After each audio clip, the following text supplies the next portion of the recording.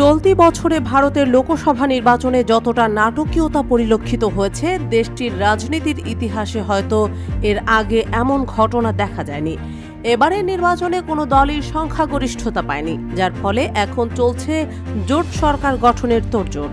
কিন্তু কোনো তাড়াহুড়া নয়, সঠিক সময়ের অপেক্ষা, এমন বক্তব্য আসলো বিরোধী জোট ইন্ডিয়ার পক্ষ থেকে।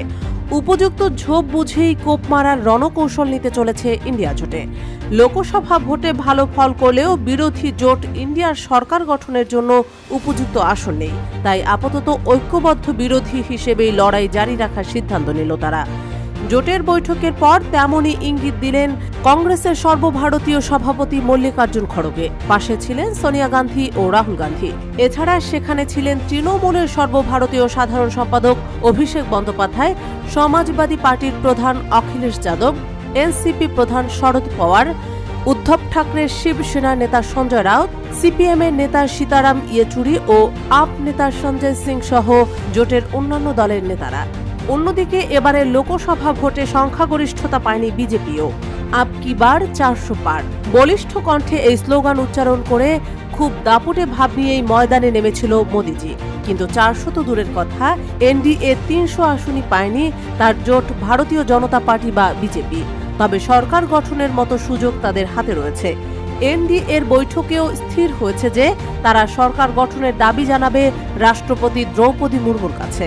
বিহারের মুখ্যমন্ত্রী নীতিশ কুমার ও অন্ধ্রপ্রদেশের মুখ্যমন্ত্রী চন্দ্রবাবু নাইডুর সমর্থনে মোদি প্রধানমন্ত্রী হবেন।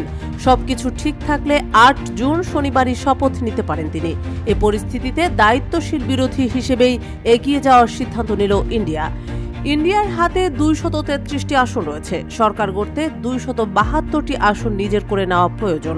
এ পরিস্থিতিতে নীতিশ ও চন্দ্রবাবুকে কাছে টানার চেষ্টা করে জোট ইন্ডিয়া সরকার গঠনের জন্য চেষ্টা করবে কিনা তা নিয়ে ভারতের জাতীয় রাজনীতিতে বেশ চর্চা চলছে। ইন্ডিয়ার বৈঠকের দিকেই অনেকে তাকিয়েছিলেন। বৈঠক শেষে সাংবাদিকদের মুখোমুখি হয়ে মল্লিকার্জুন খড়গে জানিয়েছেন, মোদির স্বৈরাচারী সরকারের বিরুদ্ধে লড়াই জারি রাখবে ইন্ডিয়া। জোটের সব শরিকই এক সুরে কথা বলবে মোদি সরকারের বিরুদ্ধে। এরই সঙ্গে খড়গে বলেন, সঠিক সময়ে সঠিক সিদ্ধান্ত। অনেকের মতে সরাসরি কিছু না বললেও খড়গে বুঝিয়ে দিয়েছেন যে এখনই সরকার গঠনের জন্য কোনো রূপ তাড়াহুড়া করা বৃথা, বরং সরকার গঠনের দাবি জানালে ক্ষমতার লোভ বলে বিরোধীদের বিরুদ্ধে প্রচারে নামতে পারেন মোদিজি এবং অমিত শাহ। এতে ইন্ডিয়া জোটের ভাবমূর্তিতে দাগ লাগতে পারে। তাই এখন সঠিক সময়ের অপেক্ষায় জোটের রণনীতি। বৈঠকের পর জোট শরিক আইইউএমএল এর নেতা পিকে কুনহালিকুট্টি বলেন, সংখ্যাগরিষ্ঠতা না পাওয়ায় স্বস্তিতে নেই বিজেপি, সঠিক সময়ের জন্য অপেক্ষা করতে হবে। শিবসেনার নেতা সঞ্জয় বলেন, জনগণ এই সরকার বদলে ফেলতে চেয়েছিল, সঠিক সময়েই সেই লক্ষ্য পূরণ হবে।